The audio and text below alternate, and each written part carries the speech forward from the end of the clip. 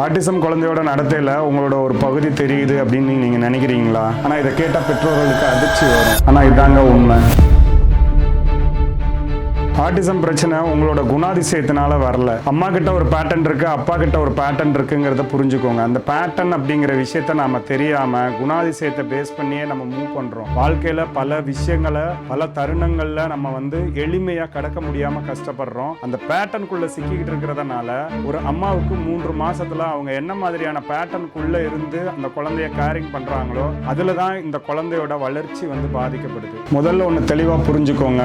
அம்மாவோட பயமோ அப்பாவோட காயமும் இந்த குழந்தைங்களை பாதிக்கிறது இல்லை. அம்மா ஒரு பேட்டர்னுக்குள்ள வாழ்றாங்க, அப்பா ஒரு பேட்டர்னுக்குள்ள வாழ்றாங்க. இந்த பேட்டர்னுக்குள்ள வளரும் பொழுது அம்மா கிட்டையும் அப்பா கிட்டையும் கருத்து வேறுபாடு வர்றதுனால அது குடும்ப சூழல்ல திருப்பி ஒரு மோதல்களுக்குள்ளேயும் ஒரு கஷ்டங்களுக்குள்ளேயும் போய்கிட்டே இருக்கிறதுனால அந்த உணர்வு சூழலை இந்த குழந்தை அந்த வீட்டுக்குள்ள இருந்து ஒரு ஸ்பாஞ்ச் மாதிரியே உறிஞ்சிக்கிட்டே இருக்கு. அதுதான் அந்த குழந்தையோட நடத்தைய அதிகமா பாதிக்கிறதுக்கு முக்கியமான காரணமா இருக்கு. அம்மா எப்பவும் கவலையோட இருந்தா அது குழந்தைக்கு பயத்தை அதிகரிக்கும்.